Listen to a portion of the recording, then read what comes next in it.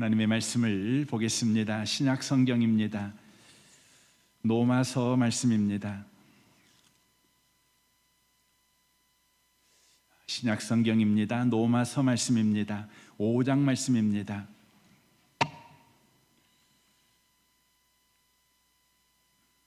로마서 5장입니다. 1절부터 4절까지 기록된 하나님의 말씀을 보겠습니다.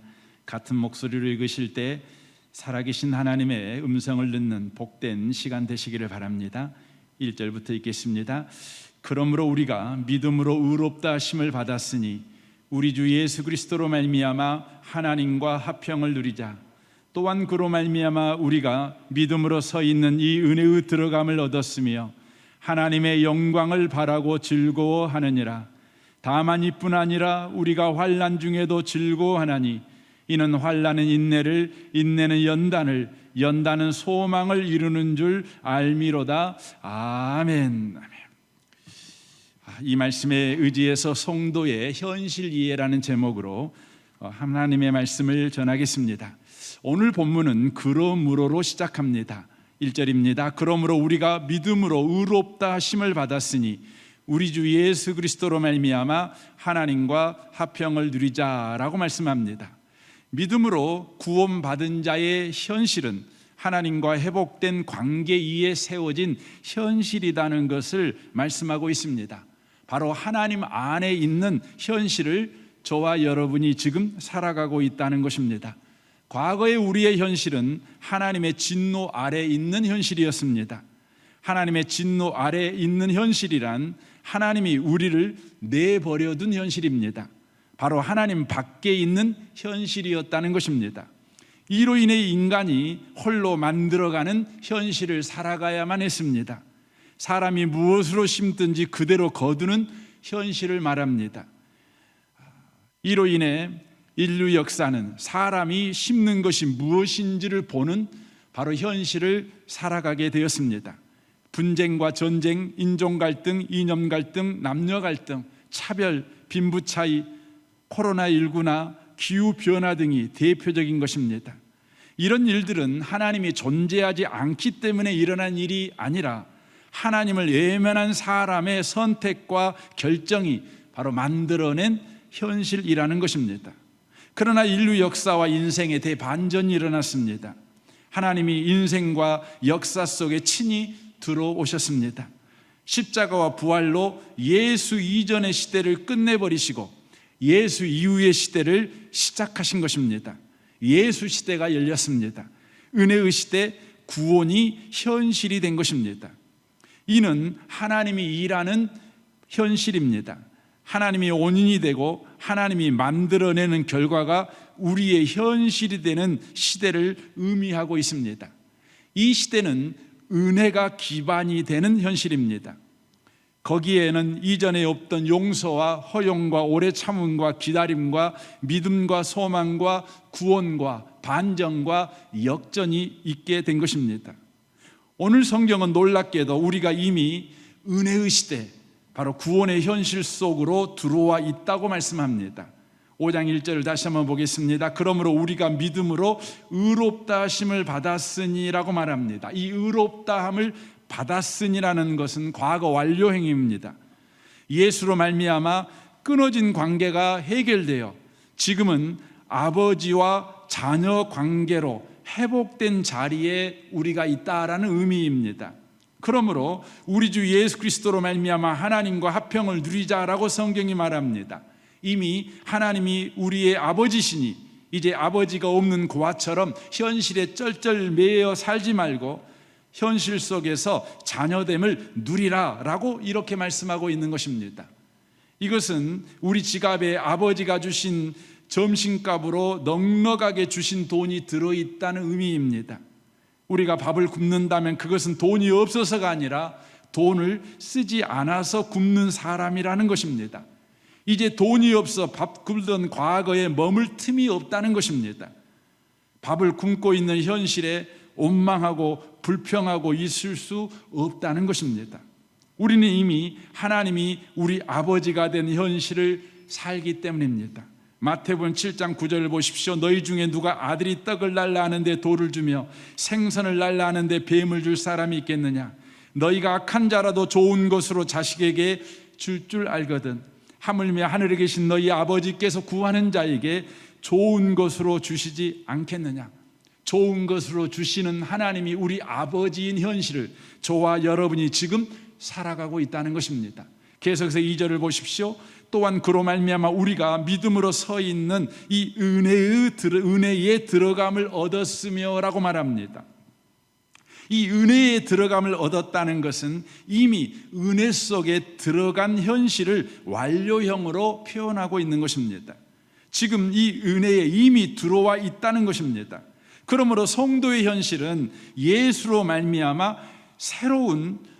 새롭게 시작된 풍성한 은혜의 자리, 그것을 누릴 현실을 저와 여러분이 살아가고 있다는 것입니다. 그때 우리는 이런 반문합니다. 정말 누려도 되는 겁니까? 그렇습니다. 정말 누려도 됩니다.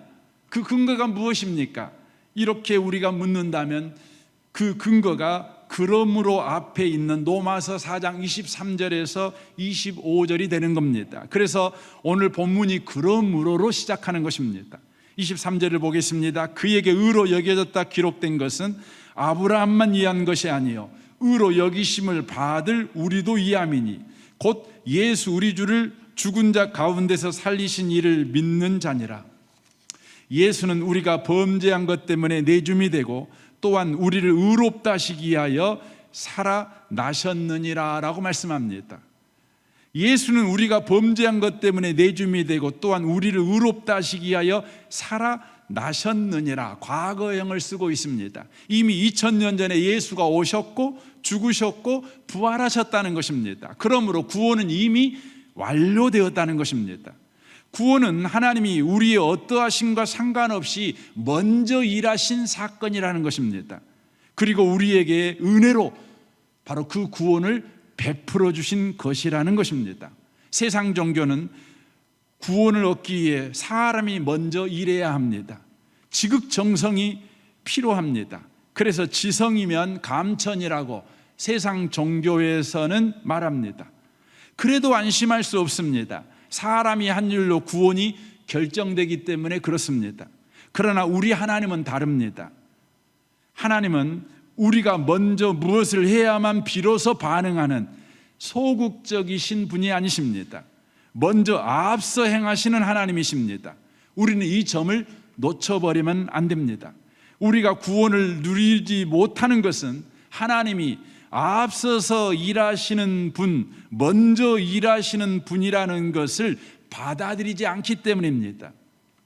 이스라엘 백성은 이미 애굽에서 탈출하여 구원받은 하나님의 백성이 되었습니다. 하나님은 그의 아버지가 되었고 그들은 하나님의 자녀가 되었습니다. 그럼에도 불구하고 그들은 구원을 누리지 못했습니다. 하나님이 아버지 된 것의 그 풍성함, 자녀됨의 그 권세를 그들은 누리지 못했습니다. 다만 그들은 현실 속에서 원망하고 불평했을 뿐입니다. 그 이유를 모세를 통해서 한번 들어보십시오. 신명기 1장 29절입니다. 내가 너희에게 말하기를 그들을 무서워하지 말라, 두려워하지 말라.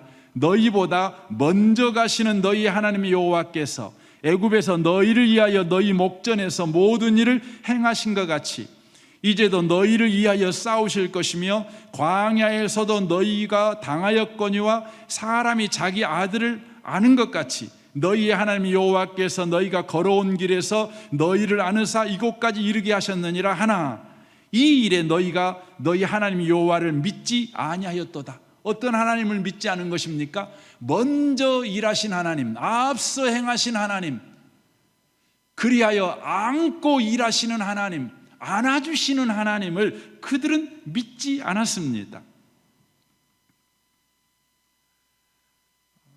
그러므로 어떻게 됐습니까? 그들은 원망과 불평의 인생을 산 것입니다. 그래서 모세가 그들에게 이렇게 말합니다. 그는 너희보다 먼저 그 길을 가시며 장막 칠 곳을 찾으시고 밤에는 불로 낮에는 구름으로 너희가 갈 길을 지시하신 자이시니라 라고 말씀합니다. 앞서 일하시는 하나님, 먼저 행하시는 하나님, 안아서 우리 가운데 크신 일을 행하시는 그 하나님을 저와 여러분은 알아야 합니다. 출애굽한 이스라엘 백성들은 이것을 놓쳐버렸습니다. 하나님은 언제나 범사에 우리보다 먼저 일하시는 분이십니다. 구원의 일을 먼저 행하셨습니다. 요한복음 3장 16절을 보십시오. 하나님이 세상을 이처럼 사랑하사 독생자를 주셨으니 이는 그를 믿는 자마다 멸망치 않고 영생을 얻게 하려 하심이라 라고 말씀합니다. 하나님은 우리가 태어나기도 전에 독생자이신 예수님을 십자가에 내어주셨습니다. 벌써 우리 죄를 담당하시고 죽으셨습니다. 이는 역사적 사실입니다. 어떤 이유에서도 뒤집을 수도 없고 번복될 수도 없으며 취소될 수도 없는 일입니다. 이미 십자가에서 우리의 과거, 우리의 현재, 우리의 미래의 죄가 다 해결되어 버렸습니다. 우리 인생의 과거의 저주, 현재의 저주, 미래의 저주가 끝장나 버린 것입니다. 그러니 지금은 우리가 무엇을 할 때입니까? 누려야 할 때라는 것입니다. 단지 무엇을 해야만 하는 책임에만 얽매여 살아서는 안 된다는 것입니다. 지금은 우리 주께서 베푸신 은혜, 그 구원을 우리는 누려야 합니다. 누리라고 주신 구원이요, 누리라고 주신 은혜이기 때문에 그렇습니다. 그런데 이때 우리는 이런 질문합니다. 우리도 누리고 싶습니다. 누리는 건 너무너무 좋지요. 그러나 우리의 눈에 보이는 현실은 누릴 만큼 넉넉하거나 여유롭지 못합니다. 매일매일을 근근히 살아가야 하고 불안불안하게 살아가야 될 현실을 우리가 살고 있습니다. 그런데 어떻게 우리 보고 누리라고 그렇게 말합니까?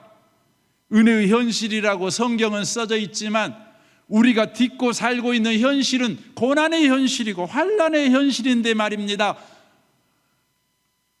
이 질문에 대한 대답이 로마서 3절과 4절입니다. 보십시오. 다만 이뿐 아니라 우리가 환난 중에도 즐거워하나니 이는 환난의 인내를, 인내는 연단을, 연단은 소망을 이루는 줄 알미로다 라고 말씀합니다. 구원을 사는, 바로 구원의 현실을 사는 우리에게 환난은 새로운 역할을 하고 있다라고 말씀하고 있습니다. 즐기라고 했더니 내 현실 너무 힘들어서 못 즐기겠어요. 나 요즘 너무너무 어려워요. 숨이 헉헉거려요. 이렇게 말하는 우리에게, 구원의 현실을 사는 너에게 헉헉거리는 현실이 새로운 역할을 하고 있다. 그것을 네가 이해한다면 너는 환난 속에서도 은혜를 누릴 수 있고 구원을 즐길 수 있다. 이렇게 말하고 있는 것입니다. 예수 이전의 환난은 우리의 선택과 결정이 만들어낸 결과물이었습니다.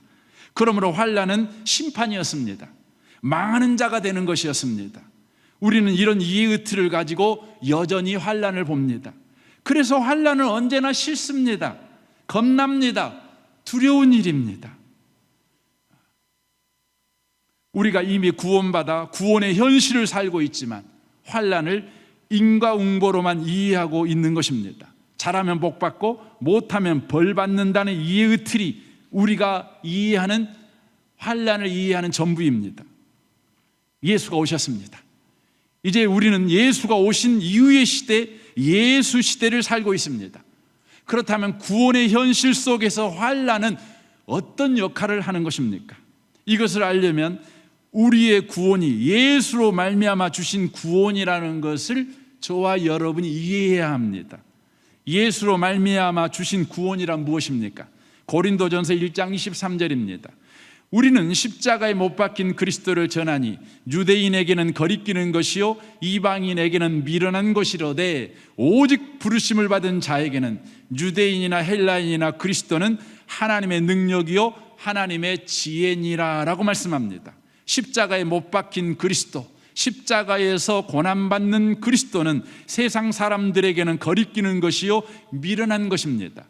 이 말은 십자가에 못 박히신 주님은 심판당한 것이요 망해버린 자라는 인식이 세상 사람들이 가지고 있는 인식입니다. 그러나 구원받은 우리에게는 십자가에서 고난받는 그리스도는 하나님의 능력이며 하나님의 지혜라는 것입니다. 무슨 말입니까? 하나님은 우리를 구원하시는 방법으로 예수님을 고난 가운데 두시기로 정하셨다는 것입니다. 고난에도 불구하고가 아니라 고난으로만 우리를 구원하시기로 정하셨다는 의미의 말입니다. 예수의 십자가의 고난으로만 우리의 구원을 완성하시기로 하나님께서 정하셨다는 것입니다. 그래서 히브리서 2장 9절은 이렇게 말씀합니다. 예수께서 다만 잠시 동안 천사들보다 낮아지셔서 죽음의 고난을 당하심으로써 영광과 존귀의 멸관을 받아 쓰실 것을 우리가 봅니다. 그는 하나님의 은혜로 모든 사람을 위하여 죽음을 맛보셔야 했습니다 라고 말씀합니다. 예수님은 우리를 구원하시기 위해서 죽음을 맛보는 자리까지 내려가셨다라고 말씀합니다. 죽음을 맛보시는 자리까지 내려갔다는 말이 무슨 의미입니까? 죽음은 최악의 상황입니다. 가장 큰 환난이며 극복할 수 없는 고난인 것입니다. 모든 것이 아무것도 아닌 것이 돼버리는 일이기 때문에 그렇습니다. 예수께서 우리를 구원하시기 위해서 이 자리까지 내려가셨다. 이것이 죽음을 맛보셨다는 의미입니다. 왜 이 자리까지 우리 주님이 내려가셨습니까? 이 자리는 원래 죄인의 자리입니다. 바로 죄인인 우리의 자리입니다. 죄인인 우리는 죄로 인해 만들어진 최악의 자리, 비참한 현실의 자리까지 내려가야만 하는 존재들입니다. 그런데 하나님이 우리를 구원하시기 위해서 예수로 그 자리까지 찾아오신 것입니다.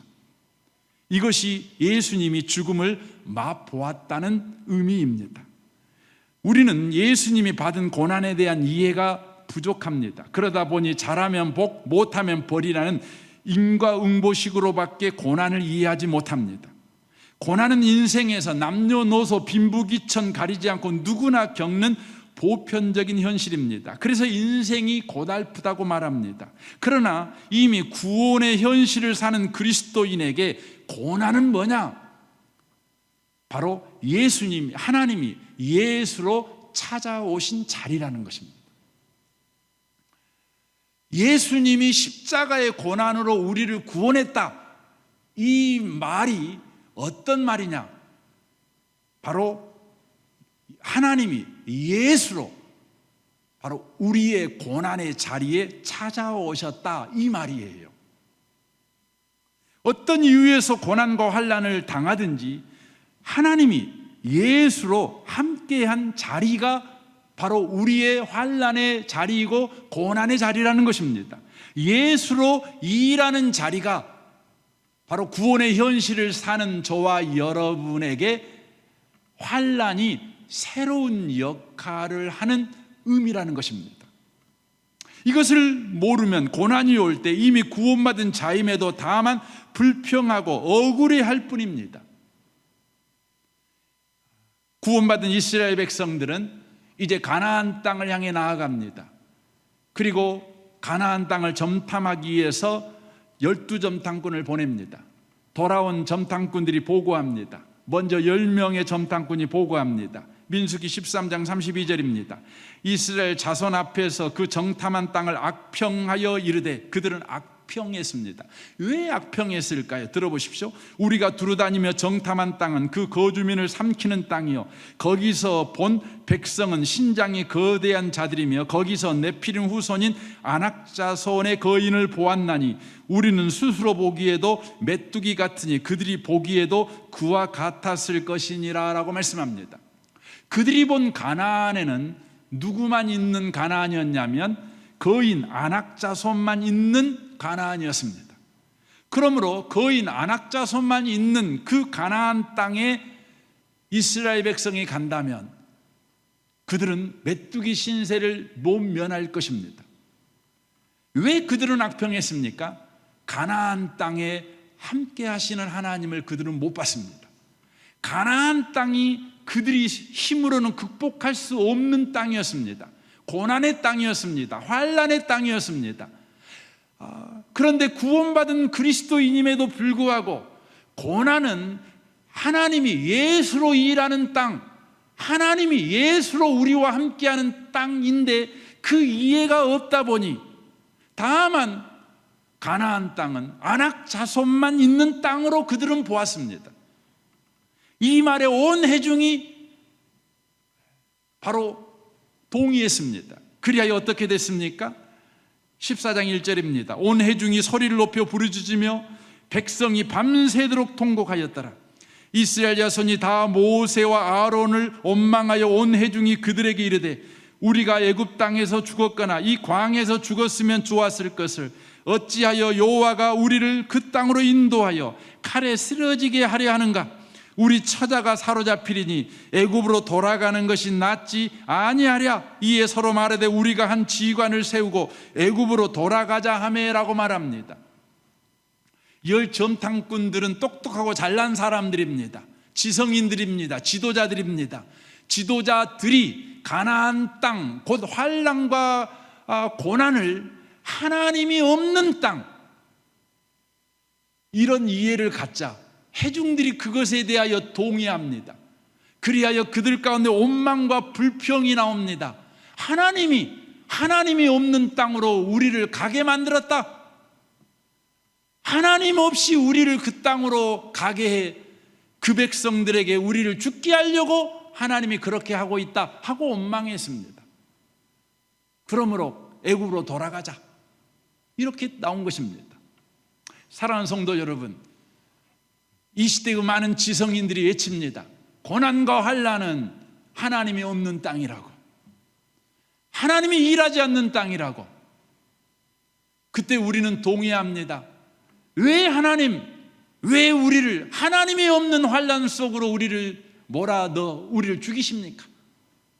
왜 우리를 하나님이 일하지 않는 땅, 고난 속으로 우리를 집어넣으십니까? 우리는 원망하고 불평합니다. 하지만 전혀 다른 눈을 가진 두 사람이 있었습니다. 6절입니다. 그 땅을 정탐한 자 중에 눈의 아들 여호수아와 여분네 아들 갈렙이 자기들의 옷을 찢고 이스라엘 자손의 온 회중에게 말하여 이르되 우리가 두루다니며 정탐한 땅은 심히 아름다운 땅이라. 여호와께서 우리를 기뻐하시면 우리를 그 땅으로 인도하여 들이시고 그 땅을 우리에게 주시리라. 이는 과연 젖과 꿀이 흐르는 땅이니라. 다만 여호와를 거역하지 말라. 또 그 땅 백성을 두려워하지 말라. 그들은 우리의 먹이라. 그들의 보호자는 그들에게서 떠났고 여호와는 우리와 함께 하시느니라. 그들을 두려워하지 말라. 여호수아와 갈렙은 어떤 시각을 가졌습니까? 구원의 현실을 사는 구원받은 백성에게 환난이 새로운 역할로 쓰여진다는 것을 정확하게 이해하고 있었습니다. 예수로 우리를 구원한다는 의미, 십자가로 우리를 구원한다는 의미를 여호수아와 갈렙은 정확하게 이해하고 있었습니다. 바로 아낙 자손이 사는 그 가나안 땅, 인간의 힘으로는, 인간의 실력으로는, 인간의 열심으로는 도저히 정복해낼 수 없는 그 가나안 땅, 그 땅은 어떤 땅인가? 바로 하나님이 함께하는 땅입니다. 하나님이 일하시는 땅이라는 것입니다. 그래서 여호수아와 갈렙은 어떤 개념을 가지고 있었냐면, 환난은 누가 당하는 거냐? 하나님이 기뻐하는 사람들. 하나님이 우리를 기뻐하신다면 바로 우리를 저 환난 속, 저 가나안 속으로 우리를 초대할 것이다. 이렇게 이야기를 하는 것입니다. 이 아침에 오신 복 있는 성도 여러분, 지금 여러분이 환난 가운데 있으십니까? 바로 하나님이 일하시는 땅에 여러분이 초대된 것입니다. 하나님이 여러분을 기뻐하고 있는 것입니다. 이 아침에 오신 복 있는 분들이 구원의 현실을 사는 사람에게 환난이 전혀 새로운 역할을 하고 있다는 것을 이해하는 명철이 여러분에게 임하시기를 주님의 이름으로 축원합니다.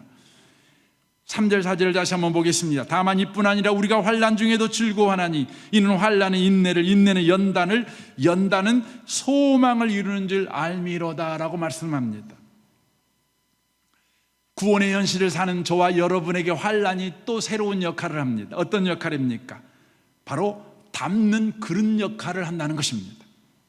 환난은 인내와 연단과 소망을 담는 그릇이라는 것입니다. 이것을 이해 못하면 평생 환난이라는 그릇과 싸움에 목숨을 거는 인생을 우리는 살아가게 됩니다. 환난을 준다고 여기는 환경과 조건과 상황과 일평생 싸우는 인생을 허비해 버리는 인생을 살아간다는 것입니다. 마치 허상과 싸우는 돈키호테처럼 헛된 싸움을 하다가 인생을 다 허비해 버린다는 것입니다. 구원의 현실을 사는 저와 여러분에게 환난은 담는 그릇입니다. 요한복음 4장에 사마리아 여인이 나옵니다. 이 여인은 목마른 여인이었습니다. 이 목마름을 해결하기 위해서 5번이나 남편을 갈아치웠습니다. 그러나 목마름은 해결되지 않았습니다. 현실은 더욱 고단했습니다. 예수님은 이 사마리아 여인에게 오셔서 목마른 현실은 바로 담는 그릇이라는 것을 가르쳐 줍니다. 그러므로 이 목마른 현실에 담아내야 된다는 것입니다. 하나님이 담아내기 원하는 것을 담으라는 것입니다. 그래서 우리 예수님께서 무엇을 담아야 되는지, 이 목마름이라는 현실, 이 그릇에 무엇을 담아야 되는지를 가르쳐 줍니다. 요한복음 4장 13절입니다. 예수께서 대답하여 이르시되 이 물을 마시는 자마다 다시 목마르려니와 내가 주는 물을 마시는 자는 영원히 목마르지 아니하리니 내가 주는 물은 그 속에서 영생하도록 솟아나는 샘물이 되리라 라고 말씀합니다. 우리 하나님은 이방 여인과 같이 헛된 인생을 살아가는, 허망한 인생을 살아가는 이 사마리아 여인에게 바로 구원의 즐거움, 구원의 그 감격을 누리는 인생을 살아가도록 하시기 위해서 그 인생에 환난을 주셨어요. 그것이 뭐냐면 목마름이에요. 목마름이에요. 우리 주님은 그 목마름을 주님 앞에 내어놓아 주님이 주는 물을 담는 그릇으로 쓰라고 그에게 요구하고 있는 것입니다. 환난은 담는 그릇입니다. 하나님은 저와 여러분에게 하나님이 뜻하신 바를 담아내기 위해서 환난이라는 담는 그릇을 저와 여러분의 인생에 주시는 것입니다.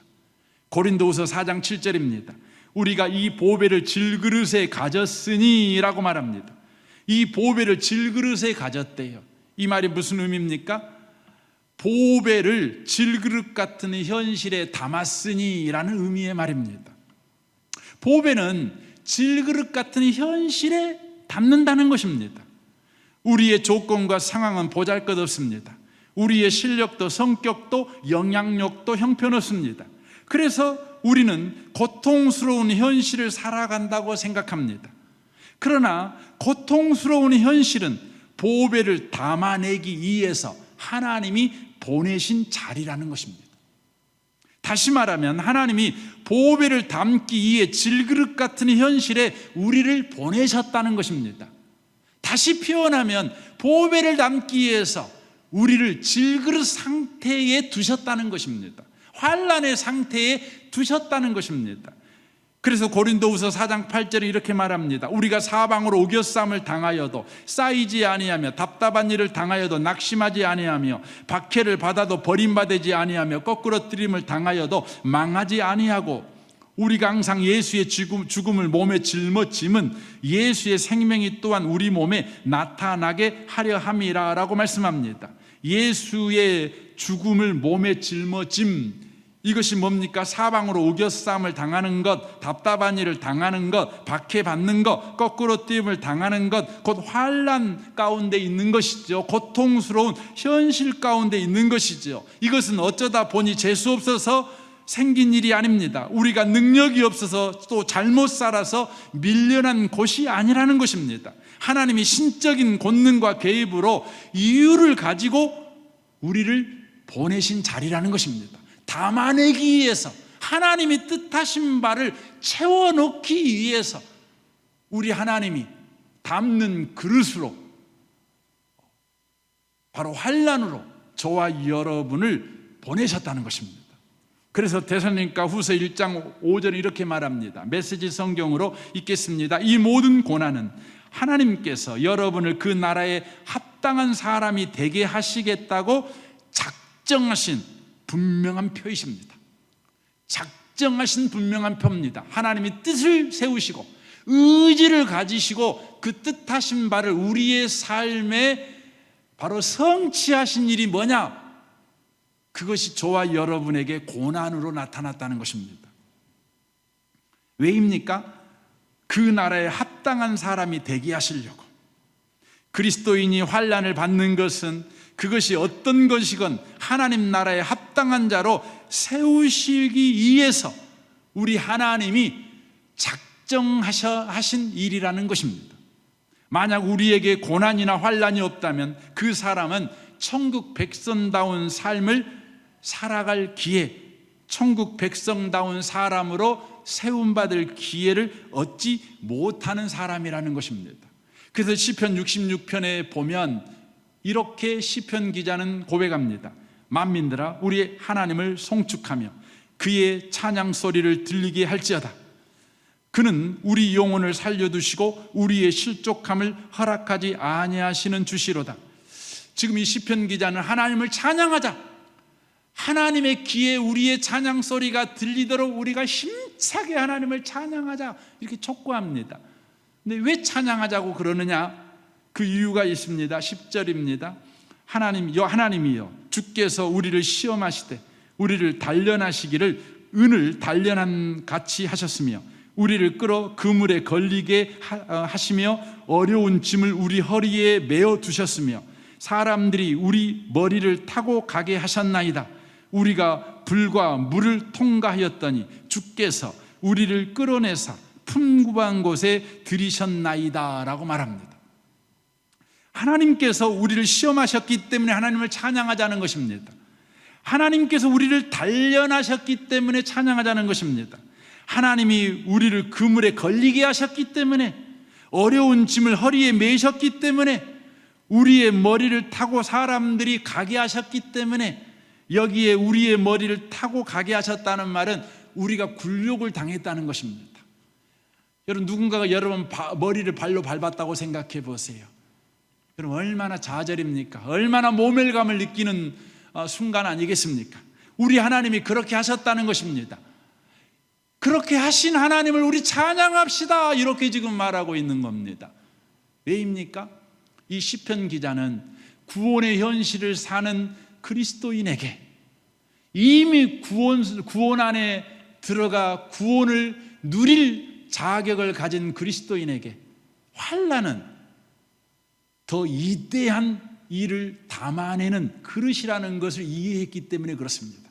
무엇을 담아냅니까? 우리가 불과 물을 통과하였더니 주께서 우리를 끌어내사 풍부한 곳에 들이셨나이다 라고 말씀합니다. 풍부한 곳에 들이셨나이다. 하나님의 백성다운 삶, 진정으로 누리는 삶을 살아가도록 하셨다는 의미의 말씀입니다. 요셉의 고난은 하나님의 높으신 뜻이었습니다. 하나님은 그 높으신 뜻을 세우시고 요셉의 인생에 하나님의 의지를 가지고 그를 고난 속으로 끌고 들어가셨습니다. 시편 105편입니다. 16절입니다. 그가 또 그 땅에 기근이 들게 하사 그들이 의지하고 있는 양식을 다 끊으셨도다. 그가 한 사람을 앞서 보내셨으며 요셉이 종으로 팔렸도다. 그의 발은 착고를 차고 그의 몸은 쇠사슬에 매였으니 곧 여호와의 말씀이 응할 때까지라. 그의 말씀이 그를 단련하였도다 라고 말씀합니다. 요셉의 고난은 많은 사람을 기근에서 구원할 사람으로 세우시는 하나님의 방법이었다는 것입니다. 지혜를 담고 또 지식을 담고 탁월한 리더십을 담고 다른 사람을 긍휼히 여기는 긍휼의 마음을 담는 그릇으로 우리 하나님께서 요셉의 삶에 고난을 허락하셨다는 것입니다. 그래서 여러분, 요셉의 인생을 보십시오. 요셉은 고난을 받으면 받을수록 그의 삶이 채워지는 걸 보게 됩니다. 근사한 사람으로 그가 채워집니다. 지혜로운 사람으로 채워집니다. 그가 한 국가를 탁월하게 경영할 사람으로 준비됩니다. 7년의 대풍년을 지혜롭게 관리하며 7년의 대흉년을 놀랍게 또 구원해 내는 자로 그렇게 세워지는 사람으로 그가 바로 하나님의 지혜와 지식과 명철, 능력을 담는 기관으로 고난이 쓰여집니다. 이 아침에 오신 복 있는 성도 여러분, 저와 여러분은 이미 구원의 현실 가운데 들어와 살고 있는 사람들입니다. 이제 우리는 구원을 누려야 합니다. 우리에게 주신 환난을 우리는 누려야 합니다. 환난은 새로운 역할을 하고 있기 때문에 그렇습니다. 우리에게 주어진 환난은 하나님이 일하시는 현장입니다. 하나님이 예수로 우리와 함께하는 장소입니다. 더 나아가 하나님께서 뜻하신 바를 담아내기 위한 바로 그릇으로 쓰여지고 있다는 걸 저와 여러분이 기억해야 합니다. 그러므로 환난 가운데 있는 사람들은 어떻게 살아야 합니까? 요셉을 통해서 우리가 그것을 알아야 합니다. 창세기 39장 20절입니다. 이에 요셉의 주인이 그를 잡아 옥에 가두니 그 옥은 왕의 제수를 가두는 곳이었더라. 요셉이 옥에 갇혔으니 여호와께서 요셉과 함께 하시고 그에게 인자를 더하사 간수장에게 은혜를 받게 하심에 간수장이 옥중 제수를 다 요셉의 손에 맡김으로 그 재반 사물을 요셉이 처리하고 간수장은 그의 손에 맡긴 것을 무엇인지 살펴보지 아니하였으니 이는 여호와께서 요셉과 함께 하심이라. 여호와께서 그를 범사에 형통하게 하셨더라라고 말씀합니다. 요셉이 노예로 팔려가지요. 그런데 이제는 더 비참하게 노예에서 모함을 받아 그가 제수가 됩니다. 제수가 됩니다. 노예보다 더 심각한 환난은 제수가 되는 것입니다. 요셉이 제수, 최악의 환난 가운데 처하게 되었습니다. 그런데 우리 하나님께서 요셉에게 은혜를 베풀어 주십니다. 무슨 은혜를 베풀어 주십니까? 그에게 할 일을 주십니다. 하나님은 어떤 환난 가운데 있을지라도 저와 여러분에게서 할 일을 빼앗지는 않으십니다. 할 일은 주십니다. 이것을 여러분 놓치면 안 되는 것입니다. 요셉은 하나님께서 환난 가운데 두셨지만 그에게 하나님께서 할 일을 주셨습니다. 할 일을 받은 요셉은 어떻게 살았을까요? 어떻게 살았을까요? 하나님이 그에게 맡겨준 역할을 그는 탁월하게 해냈습니다. 충성되이 해냈습니다. 간수장이 요셉에게 맡긴 것은 무엇인지 살펴보지 않아도 될 만큼 요셉은 그 일을 했습니다. 어떻게 요셉이 그 일을 했을까요? 요셉의 탁월함일 때문에 그랬을까요? 아닙니다. 요셉은 환난은 하나님의 예수로 자기와 함께하는 현장이라는 걸 믿었습니다. 하나님이 자기와 함께하는 현장임을 믿었습니다. 그러므로 하나님이 자기에게 맡겨준 그 역할을 하나님께 늘 구하고 찾고 문을 두드림으로 지혜를 얻고 또 지식을 얻고 명철을 얻고 능력을 얻어서 그 일을 해낸 것입니다. 사랑하는 성도 여러분, 우리의 환난의 자리에서 우리가 해야 될 것은, 맡은 자가 구할 것은 충성인 것입니다. 여전히 맡겨준 일을 여러분 감당하는 것입니다. 하나님께 지혜를 구하십시오. 환난에서 벗어나기 위해서 지혜를 구하라는 것이 아닙니다. 환난에서 벗어날 능력을 구하라는 말이 아닙니다. 하나님이 여러분에게 맡겨준 일을 감당할 은혜를 구하라는 것입니다. 요셉은 다만 그 은혜를 구했습니다. 언제 그 감옥에서 빠져나올지 그는 그것에 관심을 두지 않았습니다. 이를 위해서 그는 노력하지도 않았습니다. 다만 환난은 하나님이 일하시는 자리요, 하나님이 목적한 것을 담아내는 그릇이다 믿고 하나님이 맡겨준 일을 하나님과 함께 하나님을 의지하여 하나님의 은혜를 받아 충성되이 감당했을 뿐입니다. 이 아침에 오신 복 있는 성도 여러분, 우리는 그리스도인입니다. 이미 구원받은 사람입니다. 환난은 저와 여러분을 죽이지 못합니다. 고난은 저와 여러분을 망하게 하지 못합니다. 예수 밖에 있었을 때는 환난은 저와 여러분에게 심판이지만 예수 안에 있는 우리에게는 환난은 구원입니다. 예수가 십자가의 고난을 통해 우리를 구원하시듯 고난은 우리를 구원하는 용도로 우리 하나님이 우리를 쓰시는 것입니다. 이 아침에 오신 복 있는 분들이 이 놀라운 말씀을 붙잡고 여러분의 남은 생애를 터벅터벅 걸어내시는, 살아내시는 모든 분들이 다 되시기를 주님의 이름으로 축원합니다. 아멘.